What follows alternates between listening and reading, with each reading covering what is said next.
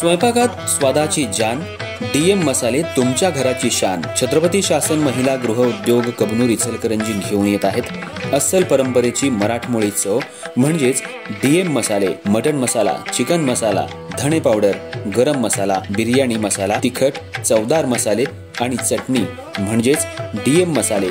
तर आजच आपल्या जेवणाची रंगत वाढवण्यासाठी केमिकल विरहित डीएम मसाले, गृहिणींच्या मनातले मसाले आणि चटणी अवश्य वापरा. डीएम मसाले महिला बचत गटाद्वारे करणारे स्वच्छ माफक दरामध्ये म्हणजेच डीएम मसाले. संपर्क दिव्याताई मगदूम, मोबाईल 91 30 80 22 55.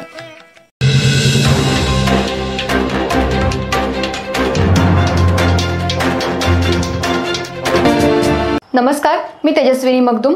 एम मराठीमध्ये आपल्या सर्वांचं स्वागत आहे. पाहुयात ठळक घडामोडी.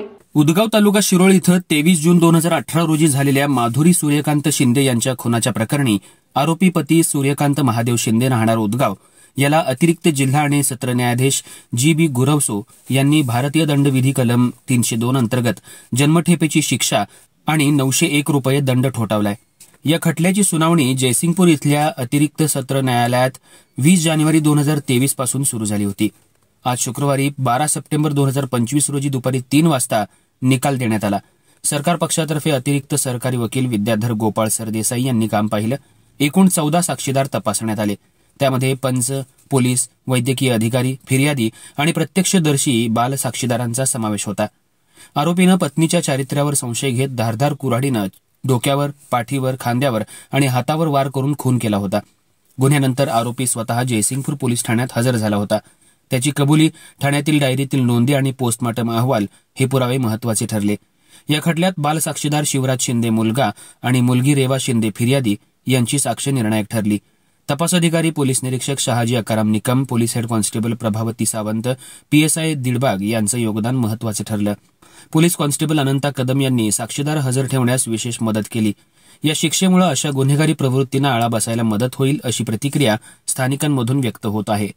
आज रोजी जयसिंगपूर येथील मेहरबान अतिरिक्त जिल्हा व सत्र न्यायाधीश श्री जी.बी. गुरव यांचे कोर्टामध्ये आरोपी सूर्यकांत महादेव शिंदे याने माधुरी सूर्यकांत शिंदे हिचा जो खून केलेला होता त्या खून खटल्याची सुनावणी पूर्ण झाली. या खटल्याबाबत दिनांक 23/6/2018 रोजी आरोपी सूर्यकांत महादेव शिंदे याने पत्नीचे चारित्र्यावर संशय घेऊन तिचा खून केलेला होता.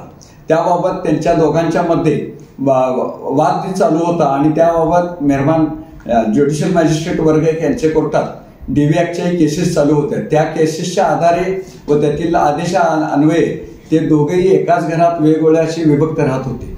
त्या आरोपी सूर्यकांत शिंदे याचा पत्नीच्या चारित्र्यावर संशय असल्याकारणानं दिनांक 23/6/18 रोजी सकाळी कुऱ्हाडीने वार करून अमानुषपणे तिचा खून केला आणि त्या खून खटल्याची सुनावणी आज रोजी पूर्ण झाली. सदर खटल्यामध्ये सरकारी पक्षातर्फे एकूण 14 साक्षीदार तपासले गेले.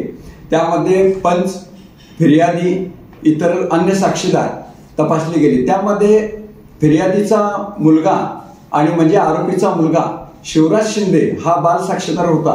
त्याने साक्ष सरकार पक्षाच्या बाजूने प्रत्यक्षदर्शी साक्षीदार म्हणून दिली. त्याचबरोबर सदर खुनाच्या खटल्याची फिर्याद तिची मुलगी रेवा हिने दिलेली होती.